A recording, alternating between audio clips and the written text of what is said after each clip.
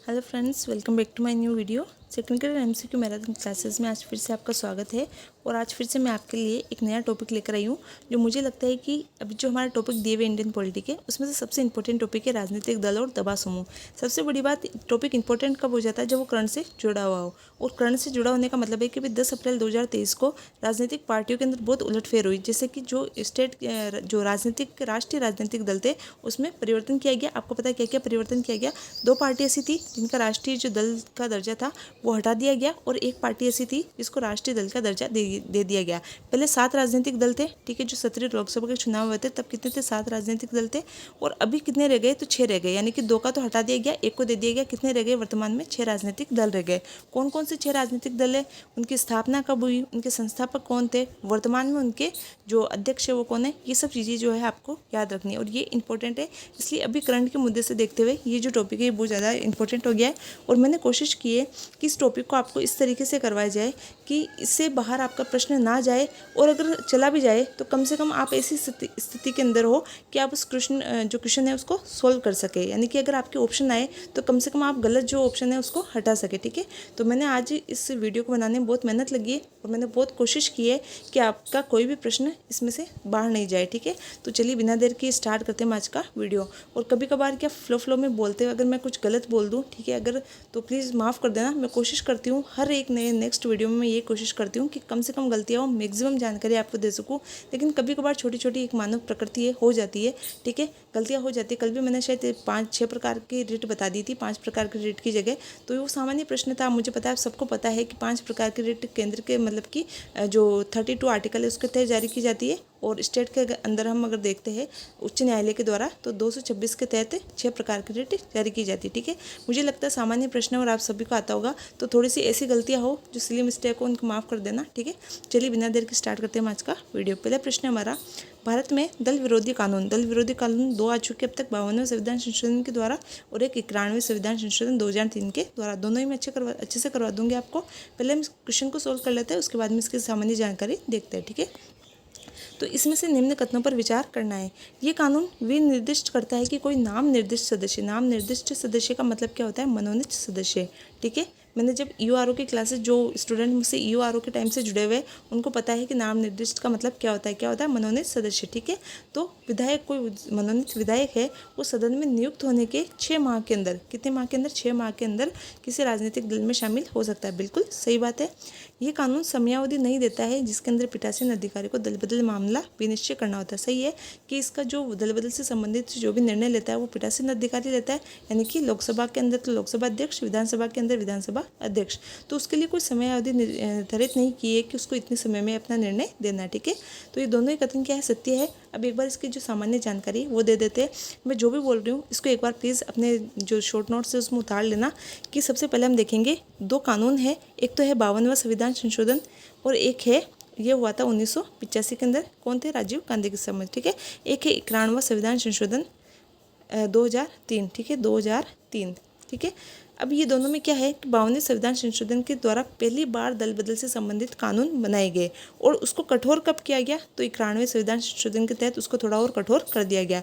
जैसे कि पहले दल बदल से संबंधित जो सदस्य की संख्या थी वो अलग थी, अब वर्तमान में कितनी है? तो 2/3 कर दिए, यानी 2/3, कम से कम 2/3 सदस्य होने चाहिए जो पार्टी छोड़कर दूसरे पार्टी में शामिल हो। अगर 2/3 से कम है तो उनको अयोग्य घोषित कर दिया जाएगा, लेकिन अगर 2/3 से ज़्यादा सदस्य किसी अन्य पार्टी में शामिल होते हैं तो उसे दल बदल नहीं माना जाएगा। ये संशोधन जो है कब किया गया? 91वें संविधान संशोधन 2003 के द्वारा किया गया।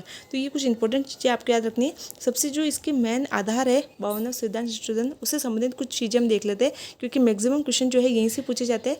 ये हुआ कब था? 1985 में हुआ था। कौन सी अनुसूची इसके तहत जोड़ी गई? 10वीं अनुसूची जोड़ी गई। कौन से आर्टिकल में संशोधन हुआ?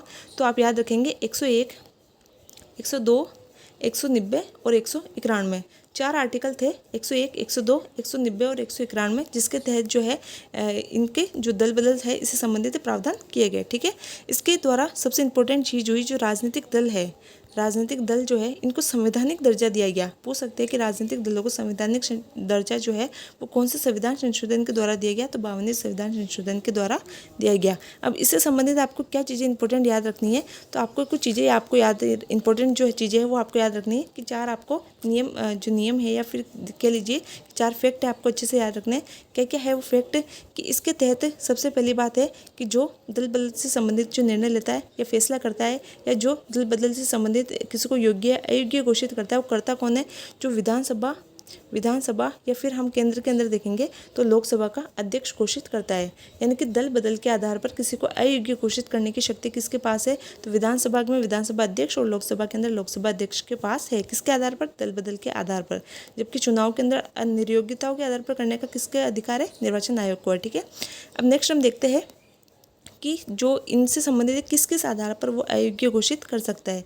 तो किस आधार पर कर सकता है कि जब कोई व्यक्ति जो है किसी पार्टी के टिकट पर जीता है, मान लीजिए आप किसी और पार्टी से खड़े हुए, ठीक है, जैसे आप चुनाव जीते हो और किसी और पार्टी में शामिल हो जाते हो, मतलब जीतने के बाद किसी और पार्टी में शामिल हो जाते हो, तो उस आधार पर वो आपको अयोग्य घोषित कर सकता है। कौन? अध्यक्ष। ठीक है, विधानसभा या लोकसभा का अध्यक्ष। ठीक है, या फिर मान लीजिए कि आप स्वेच्छा से अपनी पार्टी से त्यागपत्र दे देते हो चुनाव जीतने के बाद, ठीक है, तो भी आपको अयोग्य घोषित कर सकता है। या फिर मान लीजिए कि आप चुनाव जीतने के बाद अपनी ही पार्टी के दिशा निर्देशों की पालना नहीं करते हो, तो भी आपको अयोग्य घोषित किया जा सकता है। ये नंबर 1 याद रखेंगे तीनों इस कंडीशन के अंदर कि या तो आप पार्टी चेंज कर लें या स्वेच्छा से त्यागपत्र दे दें या फिर अपनी पार्टी के दिशा निर्देशों की पालना नहीं करें। नंबर 2 आप याद रखेंगे कि 2 राजनीतिक दल आपस में मिलकर जो है किसी अन्य पार्टी में 2 राजनीतिक दल मिलकर एक नई पार्टी बना लेते हैं या एक राजनीतिक दल पूरा ही दल, ठीक है, किसी दूसरे राजनीतिक दल के अंदर शामिल हो जाता है, तो उस आधार पर भी उसको अयोग्य घोषित नहीं किया जा सकता है, अयोग्य घोषित नहीं किया जा सकता। ठीक है, लेकिन 2/3 से कम सदस्य अगर किसी अन्य राजनीतिक दल में शामिल होते हैं तो उसे अयोग्य घोषित कर दिया जाएगा। कम से कम कितने होने चाहिए? 2/3 या 2/3 से अधिक। ठीक है, नंबर 3 आप याद रखेंगे कि जो मनोनीत सदस्य नाम निर्देशित सदस्य जिसे हम कहते हैं वो जैसे ही चुनाव जीतते हैं, ठीक है, सॉरी जैसे उनको मनोनीत किया जाता है तो वो 6 माह के अंदर, ठीक है, मैंने कहा 6 माह के भीतर, 6 माह के अंदर वो किसी भी दल की सदस्यता धारण कर सकते हैं।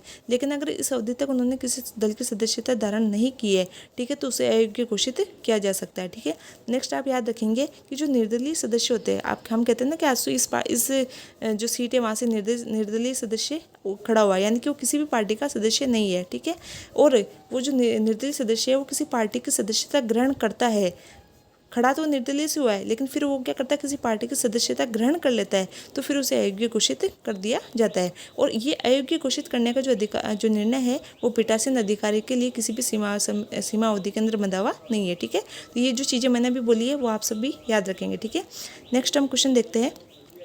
निम्न राजनीतिक दलों पर विचार करना है और उन्हें उनकी स्थापना क्रम के अनुसार जमाना है। पहले तो हम देख लेते हैं कि ये जो 4 पार्टियां इनका स्थापना क्रम है, क्योंकि क्वेश्चन आया हुआ है। इसके अलावा हम देखेंगे कि जो वर्तमान में 6 पार्टियां हैं उनकी क्या क्या स्थापना क्रम में कौन कौन अध्यक्ष रहे, ठीक है, और वर्तमान में कौन अध्यक्ष है। ठीक है, तो पहले इन चारों का देख लेते हैं हम। तो इन चारों में से आपको याद रखना है, सबसे पहले है बहुजन समाज पार्टी। कौन सी है? बहुजन समाज पार्टी। इसकी स्थापना कब हुई? तो बहुजन समाज पार्टी जो है इसकी स्थापना हुई थी बहुजन समाजवादी पार्टी की जो स्थापना है ये हुई थी 1984 के अंदर। अगर आप डेट भी याद रख सके तो 14 अप्रैल। जब मैंने अम्बेडकर आपको पढ़ाया था तब भी मैंने 14 अप्रैल की डेट आपको बताई थी। अब आप लोग जो पढ़ चुके हैं, मुझे कम से कम पढ़ने की बात तो अगर मैं कोई क्वेश्चन का आंसर पूछूं तो एक बार मुझे कमेंट बॉक्स के अंदर लिख के जरूर बताया करें, ताकि आपका भी चीज़ वापस से रिपोर्ट हो जाए और मुझे भी लगे कि हाँ ठीक है आपने वो चीज़ पढ़ी है। ठीक है, तो 14 अप्रैल मैंने क्या आपको डेट बताई थी, किस संबंध में थी, और इस 14 अप्रैल की डेट को किस दिवस के रूप में मनाया जाता है, ठीक है, और क्यों मनाया जाता है, सारी चीज़ें आप मुझे कमेंट बॉक्स के अंदर लिख के बताएंगे। तो बहुजन समाज पार्टी की स्थापना कब हुई? 14 अप्रैल 1984। ठीक है, हम एक बार सबकी लाइन से लिख लेते हैं। ये इसकी हुई थी 1984 को। ठीक है, समाजवादी पार्टी जो है इसकी स्थापना हुई थी 1992 को। कब हुई थी? 1992। इस समाजवादी पार्टी को क्या कहते हैं? बीएसपी, यानी कि बसपा कहते हैं। जबकि समाजवादी पार्टी जो है इसको कहते हैं सपा। समाजवादी पार्टी सपा कहते हैं, और ये बसपा किसे कहते हैं? जो ऊपर बहुजन समाज पार्टी थी बीएसपी, इसको बसपा कहते हैं। ठीक है, तेलुगु देशम पार्टी जो है इसकी स्थापना हुई थी 1982 के अंदर, 1982 के अंदर। ठीक है, और ये ऑल इंडिया तृणमूल कांग्रेस जिसका राष्ट्रीय पार्टी का दर्जा हाल ही में समाप्त किया है, तो ये क्वेश्चन मुझे लगता है कि आने की संभावना और ज़्यादा बढ़ जाती है। तो इसकी स्थापना हुई थी 1998 के अंदर। ठीक है, तो इसका क्रम हम देख लेते हैं। सबसे पहले आ जाएगा नंबर 3 82 वाला, फिर उसके बाद 84, उसके बाद 92, उसके बाद 98, यानी कि 3 1 2 4 पहला ही ऑप्शन इसका सही हो जाएगा। ठीक है, अब एक बार हम देख लेते हैं जो वर्तमान के अंदर 6 राष्ट्रीय पार्टियां हैं कौन कौन सी है, उनकी स्थापना कब हुई और वर्तमान अध्यक्ष उनके कौन कौन है, उनका क्या चुनाव चिन्ह है। ठीक है, तो ये इंपॉर्टेंट चीज़ें हैं, तो हम एक बार देख लेते हैं। सबसे नंबर 1 पर मैं आपको याद करवाती हूँ, 3 पार्टियाँ जो है उसके बारे में आप सभी जानते हैं। 2 3 पार्टियों के बारे में तो आप सभी जानते हैं, ठीक है, बच्चा बच्चा जानता है। कौन कौन? बीजेपी जिसे हम भारतीय कांग्रेस पार्टी कहते हैं, एक कांग्रेस, ठीक है, सॉरी बीजेपी यानी भारतीय जनता पार्टी, एक कांग्रेस और एक आप जिसे आम आदमी पार्टी हम कहते हैं, आप, ठीक है। अब इसके बारे में हम सब जानते हैं। बीजेपी की स्थापना देख लेते हैं। बीजेपी की स्थापना जो है 1980 के अंदर हुई थी।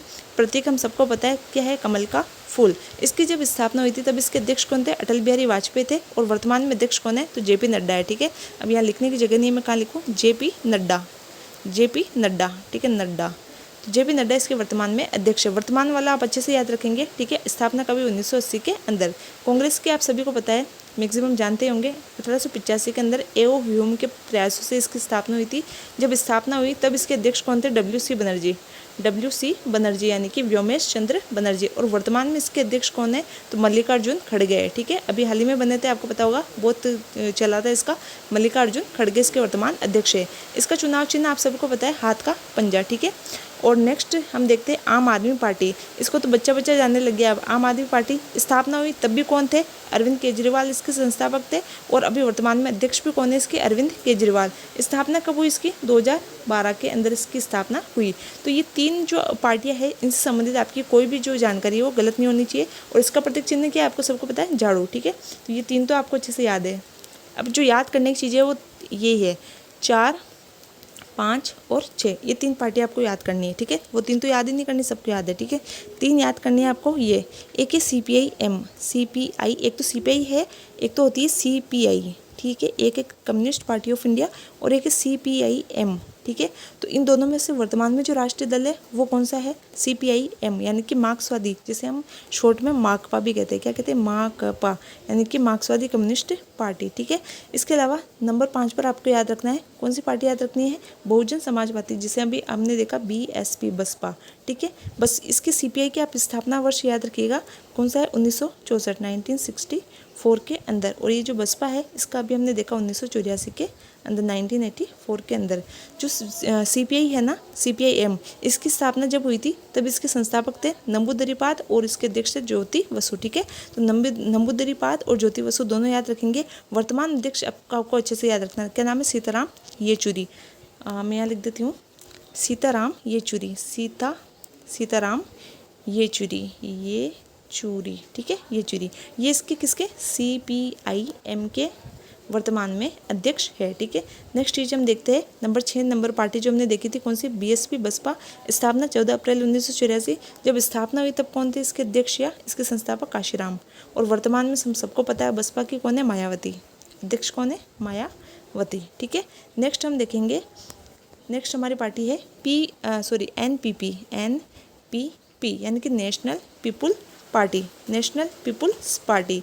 इसकी स्थापना सबसे जो नवीन पार्टी मानी जाएगी राजनीतिक, जो भी राष्ट्रीय दल है, नवीनतम राष्ट्रीय दल कौन सा है? तो यही है, क्योंकि इसकी स्थापना कब हुई थी? 2013 के अंदर। स्थापना की दृष्टि से नया माना जाएगा NPP, ठीक है। स्थापना की दृष्टि से NPP नया माना जाएगा, जबकि एक राष्ट्रीय दल के रूप में दर्जे की दृष्टि से अगर हम देखेंगे तो आम आदमी पार्टी को नया माना जाएगा। स्थापना तो इसकी 2012 में हुई थी, लेकिन इसको राष्ट्रीय पार्टी का दर्जा भी 2023 में मिला है। तो अगर पूछे कि किस राष्ट्रीय पार्टी को नवीनतम दर्जा दिया गया, तो आम आदमी पार्टी। किस पार्टी की स्थापना जो है वो सबसे लास्ट में हुई है, नवीनतम हुई है, तो 2013 के अंदर NPP, ठीक है। इसके जो NPP जो है, इसके जो संस्थापक, स्थापना के समय जो संस्थापक कह लीजिए, अध्यक्ष कह लीजिए, वो थे PA संगमा, PA संगमा, ठीक है, संगमा। और अभी है वो भी संगमा ही है, बस उनका नाम अलग है। अभी है कॉनराड संगमा, कहाँ लिखूँ? यहाँ पे लिख देती हूँ, कॉनराड संगमा, ठीक है। दोनों ही संगमा है, अभी वाले कॉनराड संगमा है, और जब स्थापना हुई थी तब PA संगमा थे, ठीक है। नेक्स्ट क्वेश्चन हम देखते हैं। थोड़ी आसपास की आवाज़, आपको आवाज़ आ रही होगी, बरसात की, बहुत ज़्यादा बरसात हो रही है, ठीक है। फिर भी मैं कोशिश करती हूँ थोड़ा तेज़ बोलूँ। नेक्स्ट हमारा क्वेश्चन है, दबाव समूह तथा संबंधित दल का कौन सा युग्म गलत है? तो आपसे पूछा जा सकता है कि कौन से राजनीतिक दल है और उनसे संबंधित कौन कौन से दबाव समूह है। तो सारे याद करने की आवश्यकता नहीं है, कुछ जो क्वेश्चन आए हुए हैं एक बार हम वो देख लेते हैं, क्या पता उनमें से कोई रिपीट हो जाए। तो देखिए, भारतीय मजदूर संघ जो है ये मार्क्सवादी कम्युनिस्ट पार्टी से संबंधित नहीं है, ये BJP से संबंधित है। किससे? BJP से संबंधित है। इंडियन नेशनल ट्रेड यूनियन जो है इंडियन नेशनल कांग्रेस से संबंधित है। ऐसे याद रखेंगे, Indian national trade union, Indian national Congress. United trade union Congress, communist party of मार्क्सवादी यानी कि CPI-M इससे संबंधित है, ठीक है। All India trade union, communist party of India यानी कि CPI, सिर्फ CPI है तो ऑल इंडिया ट्रेड यूनियन, और CPI-M लगा दिया आगे तो वो क्या हो जाएगा, यूनाइटेड ट्रेड यूनियन कांग्रेस। तो पहला वाला गलत है, बाकी उपयुक्त तीनों सही है, तो अच्छे से याद रखिएगा। निम्न में से किसने भारतीय दलीय व्यवस्था को प्रभावी दलीय व्यवस्था यानी कि प्रीडोमिनेंट पार्टी सिस्टम कहा है? तो किसने भारतीय दलीय व्यवस्था को प्रभावी दलीय व्यवस्था या प्रीडोमिनेंट पार्टी सिस्टम कहा है? तो किसने कहा है? जियोवनी सर्टोरी ने कहा है। ठीक है, नेक्स्ट क्वेश्चन देखते हैं। Party politics in India the development of multi party system नामक पुस्तक किसकी है? तो देखिए ये पार्टी पॉलिटिक्स इन इंडिया, ये पुस्तक किसकी है? मायरन विनर की है। इससे संबंधित एक और याद रखेंगे आप, इससे मिलता जुलता नाम है स्टेट पॉलिटिक्स इन इंडिया, बस स्टेट लगा देना, पार्टी हटा के क्या लगा दोगे? स्टेट पॉलिटिक्स इन इंडिया, ये किसकी है? मायरन विनर की। एक और याद रखेंगे इससे संबंधित, सिर्फ आ जाए पॉलिटिक्स इन इंडिया, यहाँ पर आगे पार्टी लगा हुआ है, यहाँ पर स्टेट लगा हुआ है, तो ये दोनों मायरन विनर की है। लेकिन सिर्फ पीछे का नाम आ जाए पॉलिटिक्स इन इंडिया, ये पार्टी हटा दीजिए और यहाँ पर सिर्फ नाम आ जाए पॉलिटिक्स इन इंडिया, तो ये किसकी है? ये है रजनी कोठारी की। किसकी है? रजनी कोठारी की पुस्तक है। ठीक है, तो ये तीनों पुस्तकें एक जैसे नाम है, तीनों को आप अच्छे से याद रखेंगे। ठीक है, प्रसिद्ध नेता तथा राजनीतिक दलों से संबंधित युग्म में से कौन सा गलत है? ठीक है, देख लेते हैं हम। एस डांगे जो है कम्युनिस्ट पार्टी ऑफ इंडिया से बिल्कुल सही है। CPI से कौन से? एस डांगे। WC बनर्जी भारतीय जनसंघ से संबंधित नहीं है, ये WC बनर्जी नहीं है, यहाँ पर क्या आएगा? जो भारतीय जनसंघ है इनसे संबंधित आएगा श्यामा प्रसाद मुखर्जी, यानी कि SP बनर्जी आएगा, SP बनर्जी, जिन्हें हम कहते हैं श्यामा प्रसाद बनर्जी। ठीक है, ये संबंधित है भारतीय जनसंघ से। इसकी स्थापना वर्ष पूछा जाता है कि कब हुई थी? 1951 में। WC बनर्जी से संबंधित जो है वो है कांग्रेस पार्टी 1885 के अंदर, जो पहले अध्यक्ष थे कौन थे? WC बनर्जी। ठीक है, मीनू मसानी स्वतंत्र पार्टी से संबंधित है, अशोक मेहता प्रजा सोशलिस्ट पार्टी से संबंधित है, तो ये तीनों सही है, दूसरा नंबर का गलत हो जाएगा। ठीक है, निम्न में से राजनीतिक दल और उनकी स्थापना वर्ष में से कौन सा युग्म सही सुमेलित नहीं है? देखिए मैं हमेशा ये कहूँगी जो करंट है उसको पहले याद रखने की कोशिश करें कि जो मुख्य जो राजनीतिक दल है अभी वर्तमान में 6, उनको आप अच्छे से याद रखेंगे, राष्ट्रीय दलों को, उनका स्थापना वर्ष अच्छे से याद रखेंगे, उनके पुराने और वर्तमान अध्यक्ष अच्छे से याद रखेंगे। ठीक है, बाकी दूसरे उनको भी एक बार देख लेते हैं। जो DMK है 1949, इसकी बिल्कुल सही है, ये DMK है, ये DMK है, और एक ये जो नीचे वाला है ये है ADAMK।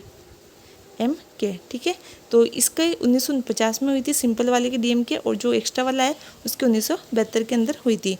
तेलुगु देशम पार्टी की स्थापना जो है 1982 के अंदर हुई थी, 1982 के अंदर। ये पार्टी भी, ये जो है तेलुगु देशम, ये भी बहुत बार क्वेश्चन में पूछा जाता है।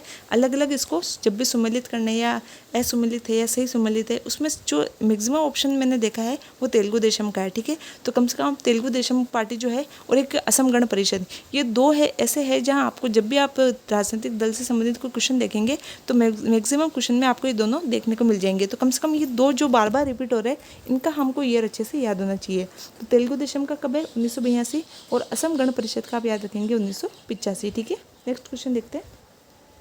भारतीय निर्वाचन आयोग द्वारा जारी नवीनतम अधिसूचना मार्च 2021 के अनुसार राजस्थान में निम्न में से कौन सा राजनीतिक दल को राज्य दल के रूप में मान्यता प्राप्त है?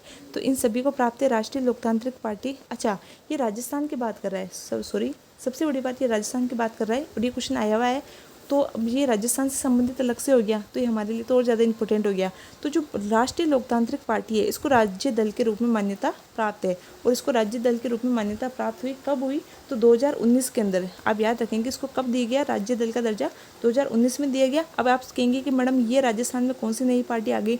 तो इसे हम इस शॉर्ट में कहते हैं RLP। और आपको जब मैं इसके संस्थापक का नाम बताऊंगी तो आप सब याद समझ जाएंगे। हनुमान बेनीवाल जी जो है, हनुमान बेनीवाल, ये उनकी पार्टी है। ठीक है, हनुमान बेनीवाल जी जो है उनकी पार्टी है राष्ट्रीय लोकतांत्रिक पार्टी RLP। कब इसको राज्य पार्टी का दर्जा मिला? 2019 के अंदर। ठीक है, नेक्स्ट क्वेश्चन याद रखेंगे, बाकी नहीं है, सिर्फ नंबर 1 इसका सही आंसर हो जाएगा। ठीक है, भारतीय जनता पार्टी ने एकात्मक मानववाद को किस वर्ष में अपने दल के मूल दर्शन के रूप में स्वीकार किया? तो सबसे पहले तो आप जब भी भारतीय जनता पार्टी देखेंगे आप एक ईयर याद रखेंगे कि 1980 में इसकी स्थापना हुई, और इसने एकात्मक मानववाद का अपनाया तो 1985 में इसने एकात्मक मानववाद को अपना मूल दर्शन बनाया। ठीक है, नेक्स्ट क्वेश्चन देखते हैं।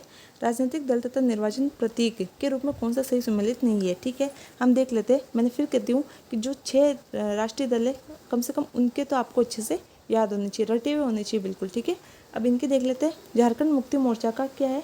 तीर कमान है। ठीक है, बिल्कुल सही है। नेक्स्ट देखते हैं। तेलंगाना राष्ट्र दल समिति, तेलंगाना राष्ट्र दल समिति का क्या है, कार है। तेल किस में डलवाएंगे, कार में डलवाएंगे। बीजू जनता पार्टी जो है इसका शंख है, ये भी बिल्कुल सही है। श्रोमणी अकाली दल जो है इसका तलवार नहीं है, इसका क्या है, तराजू है।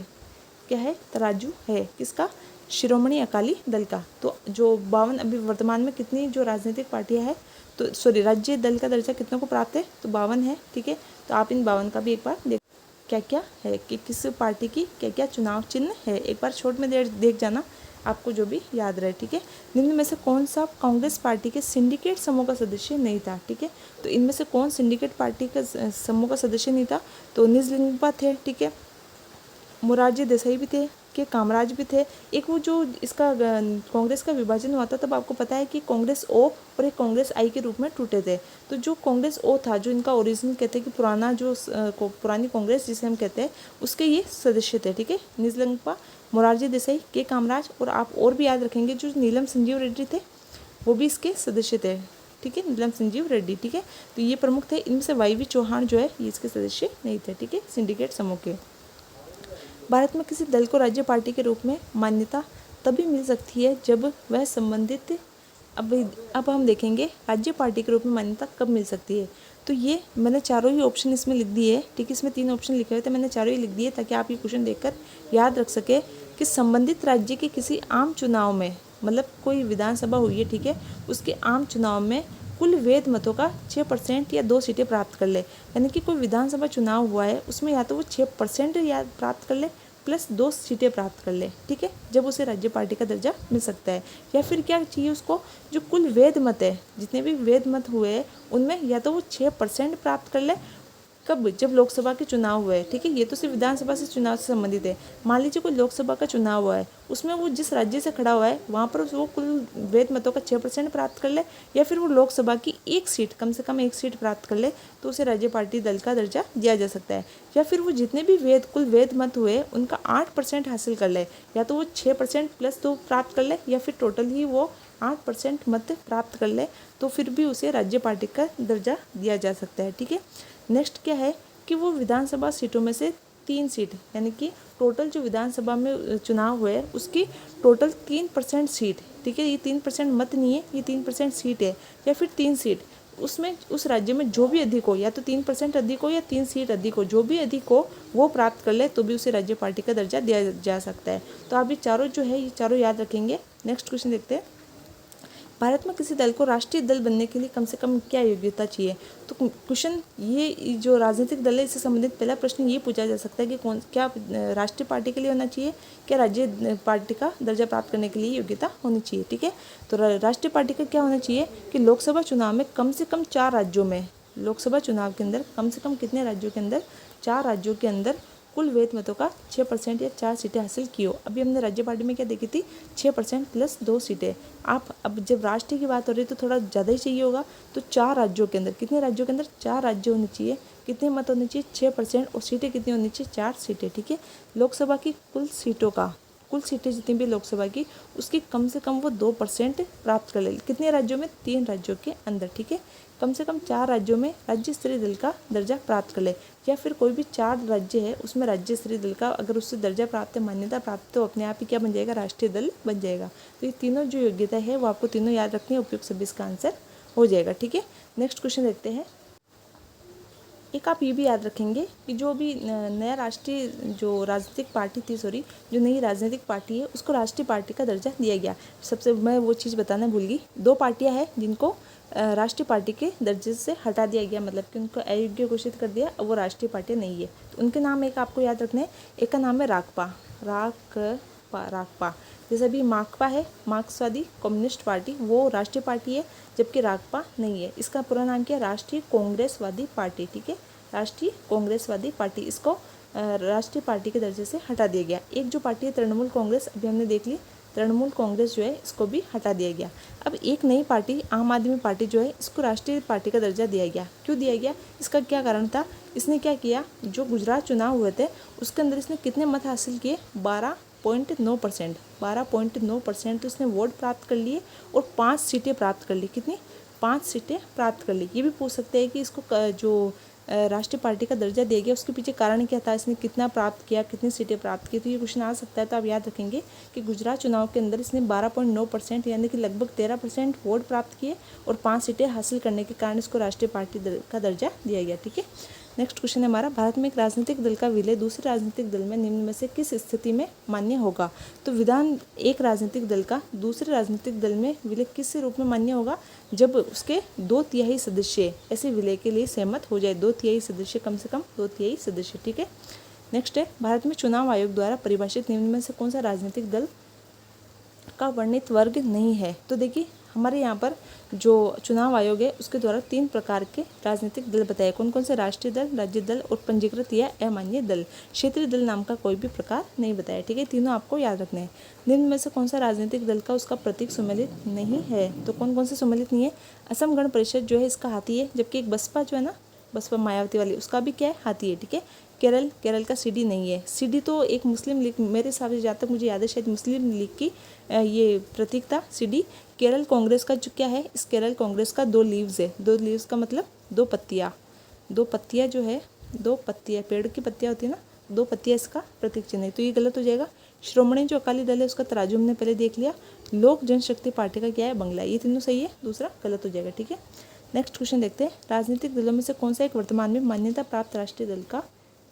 प्राप्त राष्ट्रीय राजनीतिक दल नहीं है। तो अभी मैंने बताया ये क्वेश्चन आने की बहुत ज़्यादा संभावना है, कौन सा है कौन सा नहीं है। तो भारतीय राष्ट्रीय कांग्रेस है, जनता पार्टी है, समाजवादी पार्टी है, सपा नहीं है, बहुजन समाज पार्टी यानी कि BSP है, सपा नहीं है। ठीक है, नेक्स्ट क्वेश्चन देखते हैं, भारतीय जनसंघ के संस्थापक कौन है। अभी हमने पहले ही देखा भारतीय जनसंघ के संस्थापक कौन है, तो श्यामा प्रसाद मुखर्जी है। इसकी स्थापना कभी भारतीय जनसंघ की 1951 के अंदर हुई। किस वर्ष भारतीय कम्युनिस्ट पार्टी मार्क्सवादी यानी कि CPIM की एक पृथक राजनीतिक पार्टी के रूप में उभर कर आई। तो ये जो CPIM है वो CPI से अलग कब हुई थी, कि कब वो ये पृथक पार्टी के रूप में उभर कर आई। तो ये उभर कर आई थी 1973 के अंदर। ठीक है, आप याद रखेंगे 1973 के अंदर। नेक्स्ट देखते हैं, इसका आंसर होगा, इसका मैं अभी करेक्शन करवा देती हूँ। मार्क्सवादी CPIM की बात कराए, CPIM की। ठीक है, मार्क्सवादी यानी कि माकपा की बात कराए, ये हुई थी 1964 के अंदर। पृथक कब हुई थी, पृथक राजनीतिक पार्टी के रूप में 1964 के अंदर। ठीक है, 1964 के अंदर। ठीक है, द कांग्रेस पार्टी इन राजस्थान, बहुत इंपॉर्टेंट बुक है, वेरी मोस्ट इंपॉर्टेंट बुक का नाम लिखेंगे आप, द कांग्रेस पार्टी इन राजस्थान। अभी कांग्रेस पार्टी का राज है। ठीक है, इसके ऊपर एक बुक लिखी गई है, तो हो सकता है ये क्वेश्चन दे दे। इसकी ये बुक जब कांग्रेस पार्टी इन राजस्थान, इस बुक के लेखक कौन है, रिचर्ड सीसन। ठीक है, लाक्सो तागेपेरा सूचकांक का संबंध निम्न में से किसका है। तो लाक्सो तागेपेरा सूचकांक का संबंध जो है ये राष्ट्रीय दलीय प्रणाली से है। ठीक है, भारतीय राष्ट्रीय कांग्रेस से किस राजनीतिक दल के विलय के लिए अशोक मेहता ने पिछड़ी अर्थव्यवस्था की राजनीतिक व्यवस्थाओं का सिद्धांत दिया था। सबसे पहले ये सिद्धांत पिछड़ी अर्थव्यवस्थाओं की राजनीतिक व्यवस्था, ये सिद्धांत दिया किसने था, अशोक मेहता ने। ठीक है, और ये किस राजनीतिक दल के विलय के लिए उन्होंने दिया था, तो ये प्रजा सोशलिस्ट पार्टी जो है इसका कांग्रेस के अंदर विलय हुआ था, उसके लिए इन्होंने ये शब्द दिया था। ठीक है, छात्र संगठन तथा संबंध पार्टी से संबंधित गलत युग्म कौन सा है। तो छात्र संगठन एक प्रकार से दबाव समूह होते हैं, और वो संबंधित जो पार्टी है वो किस पार्टी से संबंधित है ये भी देख लेते हैं। अखिल भारतीय विद्यार्थी परिषद जो है BJP से संबंधित है, बिल्कुल सही है। ऑल इंडिया स्टूडेंट फेडरेशन, ये ऑल इंडिया स्टूडेंट फेडरेशन जो है ये CPI है, इससे संबंधित है, ये तो सही है, दोनों सही है। ठीक है, ऑल इंडिया स्टूडेंट फेडरेशन। अभी हमने एक पहले भी जो दबाव समूह देखे थे उसमें भी पहला शब्द ऑल इंडिया ही था। ठीक है, ऑल इंडिया ही था। ठीक है, तो ऑल इंडिया अगर आ जाए तो थोड़ा आप तुक्का लगा सकते हैं कि वो CPI से संबंधित होगा। ठीक है, अखिल भारतीय विद्यार्थी परिषद BJP, national student union of India ये कांग्रेस O से संबंधित नहीं है, ये कांग्रेस I से संबंधित है। याद रखेंगे, कांग्रेस I इंदिरा गांधी वाली थी ना, उससे संबंधित है national student union of India. Student federation union of India I से, फेडरेशन ऑफ इंडिया CPIM से। ठीक है, वो CPI अलग है, ये CPIM मार्क्सवादी जो भी राष्ट्रीय पार्टी है। ठीक है, तो चारों याद रखना। कम से कम भारत में इस बात पर सर्वसम्मति बनी कब से। अच्छा, कब से भारत में इस बात पर सर्वसम्मति बनी कि उपाध्यक्ष का जो पद है वो प्रतिपक्ष का दल को दिया जाना चाहिए। तो ये सहमति कब से बनी, ये सहमति 1996 से। कब से बनी, 1996 से, 1996 से ये सहमति बनी कि उपाध्यक्ष का पद जो है प्रतिपक्ष दल को दिया जाना चाहिए। ठीक है, राज्य की विधायिका या संसद, इसका एक सदस्य निर्वाचन के बाद भारतवर्ष में दल बदल के आधार पर होने वाली निरर्हता का अपवाद निम्न में से किस स्थिति में माना जाएगा। यानी कि कोई भी विधायिका या संसद का सदस्य है, वो कब दल बदल के आधार पर निरर्हता से संबंधित अपवाद माना जाएगा। ठीक है, यानी कि वो दल बदल के आधार पर अयोग्य घोषित नहीं किया जाएगा, इसका अपवाद माना जाएगा। तो वो किस आधार पर माना जाएगा कि यदि वह राज्य की विधायिका या संसद के किसी सदन का अध्यक्ष या उपाध्यक्ष है, ठीक है, और निर्वाचित होने के बाद वह स्वेच्छा से मूल राजनीतिक दल की सदस्य छोड़ देता है। सामान्यतः हमने जो पॉइंट देखे थे फर्स्ट में, तब हमने क्या बोला था कि अगर कोई किसी पार्टी से जो इलेक्शन जीत जाता है, वो सांसद बन जाता है, विधायक बन जाता है, और उसके बाद वो स्वेच्छा से अगर त्यागपत्र दे देता है अपनी पार्टी से, तो भी वो अयोग्य माना जाएगा। लेकिन वो कब नहीं माना जाएगा कि अगर वो सांसद बन गया, ठीक है, विधायक बन गया, लेकिन वो अध्यक्ष या उपाध्यक्ष बन जाता है, ठीक है, अध्यक्ष या उपाध्यक्ष बन जाता है और फिर वो अपने पार्टी से त्यागपत्र दे देता है। तो हम अक्सर क्या देखते हैं, सामान्य तौर पर हम ये देखते हैं कि जो अध्यक्ष होता है या जो उपाध्यक्ष होता है, वो सामान्यतः किसी भी दल से संबंधित नहीं माना जाता, वो निष्पक्ष माना जाता है। ठीक है, वो अध्यक्ष बन गया या उपाध्यक्ष बन गया तो वो क्या रहेगा, निष्पक्ष रहेगा। तो वो चाहे फिर पार्टी से अपना त्यागपत्र दे या नहीं दे, सामान्य रूप से वो किसी भी पार्टी का नहीं माना जाता है। वो क्या माना जाता है, बिल्कुल तटस्थ माना जाता है। तो वो अगर वो त्यागपत्र दे देता है, ठीक है, पार्टी से त्यागपत्र दे देता है, तो भी वो उस पर अयोग्य नहीं माना जाएगा। ठीक है, या फिर ऐसे पद पर न रह जाने के बाद पुनः वो राजनीतिक दल में सम्मिलित हो जाए। जैसे ही वो अध्यक्ष और उपाध्यक्ष के पद से हटता है और वो फिर से अपनी पार्टी को ज्वाइन कर लेता है, तो वो फिर भी अयोग्य नहीं माना जाएगा। ठीक है, तो ये दोनों जो कथन है दोनों बिल्कुल सही है, बहुत इंपॉर्टेंट है, याद रखिएगा आप। जो मैंने आपको फर्स्ट टाइम में जो चीज़ बताई थी कि उसकी क्या है, अपवाद है, तो ये दोनों ही बिल्कुल सही है। ठीक है, नेक्स्ट क्वेश्चन देखते हैं। निम्न में से किस विद्वान ने स्वतंत्रता के प्रारंभिक वर्षों कि भारत की दलीय व्यवस्था का एक दलीय प्रभुत्व वाली व्यवस्था के रूप में वर्णन किया है। यानी कि जो स्वतंत्रता के प्रारंभिक वर्ष थे, उसमें भारत की दलीय व्यवस्था को एक दलीय व्यवस्था के रूप में किसने वर्णित किया है। तो एक दलीय व्यवस्था के रूप में किसने वर्णित किया है, ऑस्टिन ने वर्णित किया है। किसने, ग्रेनविले ऑस्टिन ने वर्णित किया है। ठीक है, नेक्स्ट क्वेश्चन देखते हैं। निम्न में से इसका जो आंसर होगा, एक दलीय व्यवस्था के रूप में, भारत की दलीय व्यवस्था को एक दलीय व्यवस्था के रूप में रजनी कोठारी ने कहा था। किसने कहा था, रजनी कोठारी ने। ठीक है, थोड़ा सा गलत बताने में आ गया, रजनी कोठारी ने कहा था। ठीक है, निम्न में से किसे एक दबाव समूह माना जा सकता है। यानी इनमें से किसको एक दबाव समूह माना जा सकता है, लोकसभा सदस्य को नहीं, पंचायत सदस्य को नहीं, मंत्रिमंडल सदस्य को नहीं, किसको माना जाएगा, मजदूर संघ के सदस्य को माना जाएगा। ठीक है, नेक्स्ट, और मजदूर संघ किससे संबंधित था, बीजेपी से संबंधित, राष्ट्रीय मजदूर संघ। निम्न में से किस दल की स्थापना डॉक्टर भीमराव अम्बेडकर ने की थी। तो किसने की थी, किसकी की थी, ऑल इंडिया शेड्यूल कास्ट की थी और इंडिपेंडेंट लेबर पार्टी की थी। दोनों ही भीमराव अम्बेडकर की पार्टियां थी जिसकी स्थापना इन्होंने की थी। भारत में राजनीतिक दलों को निम्न में से किसके द्वारा पंजीकृत और मान्यता प्रदान की जाती है। तो पंजीकृत किसके द्वारा किया जाता है, किसके द्वारा मान्यता प्रदान की जाती है, तो ये की जाती है भारत के निर्वाचन आयोग के द्वारा। ठीक है, चाहे वो राज्य दल के रूप में हो या राष्ट्रीय दल के रूप में हो। ठीक है, नेक्स्ट क्वेश्चन देखते हैं। पिछड़ी अर्थव्यवस्था की मजबूरी के सिद्धांत के आधार पर किस राजनीतिक दल को भारतीय राष्ट्रीय कांग्रेस का आंशिक विरोध किया था। तो किसने किया था, कि नाम क्या है, पिछड़ी अर्थव्यवस्था की मजबूरी सिद्धांत के आधार पर। ठीक है, और किस राजनीतिक पार्टी ने कांग्रेस का आंशिक विरोध किया था, ये थी प्रजा सोशलिस्ट पार्टी। क्या नाम है, प्रजा सोशलिस्ट पार्टी। ठीक है, नेक्स्ट क्वेश्चन देखते हैं। स्वतंत्रता के बाद कांग्रेस का विभाजन किस वर्ष में हुआ था। तो स्वतंत्रता के बाद जिसका विभाजन हुआ था वो 1969 के अंदर हुआ था। कब हुआ था, कांग्रेस का विभाजन स्वतंत्रता के बाद 1969 के अंदर हुआ था। ठीक है, नेक्स्ट क्वेश्चन देखते हैं। भारतीय राजनीतिक व्यवस्था में दल बदलों की राजनीति का उदय विशेष रूप से किस आम चुनाव के बाद हुआ था। बहुत इंपॉर्टेंट क्वेश्चन है कि किस आम चुनाव के बाद विशेष रूप से दल बदलों की जो राजनीति है उसको देखने को मिली थी। तो ये 1967 की जो आम चुनाव है उसके बाद में देखने को ज़्यादा मिली थी। ठीक है, भारत में राजनीतिक दलों का पंजीयन होता है, किसके अनुसार से होता है, तो ये जो जन प्रतिनिधि अधिनियम 1951 है इसके अनुसार होता है। करता कौन है, तो राष्ट्रीय निर्वाचन आयोग करता है। ठीक है, दल बदल निरोधक अधिनियम किस तिथि को अधिनियमित हुआ था। देखिए, दल बदल निरोधक अधिनियम जो है ये अधिनियमित पूछ रहा है। ठीक है, अधिनियमित हुआ था 15 फरवरी 1985 को। और आपसे पूछे कि लागू कब हुआ था। ठीक है, तो ये 1 मार्च 1985 को, 1985 को ये लागू हुआ था। ठीक है, तो 15 फरवरी को ये अधिनियमित हुआ था और 1 मार्च को ये लागू हुआ था। ठीक है, जैसे हम संविधान पढ़ते हैं 26 नवंबर को तो वो अधिनियमित हो गया था, यानी कि वो आंशिक रूप से लागू हो गया था। और मूल रूप से लागू कब हुआ था, तो वो 26 जनवरी 1950 को लागू हुआ था। वैसे ही है ये। ठीक है, नेक्स्ट क्वेश्चन देखते हैं। अच्छा, एक क्वेश्चन समाप्त हो गए। तो देखिए, ये जो राजनीतिक दल और दबाव समूह है, इनसे संबंधित जितने भी इंपॉर्टेंट प्रश्न थे या फिर एक्स्ट्रा चीज़ें जितनी भी थी, मैंने सारी बता दी है। हो सकता है कि अगर थोड़ी बहुत कहीं मिस्टेक हुई हो तो मैंने उसको भी करेक्शन करवा दिया है। तो मिलते हैं फिर नेक्स्ट वीडियो में, तब तक के लिए थैंक यू।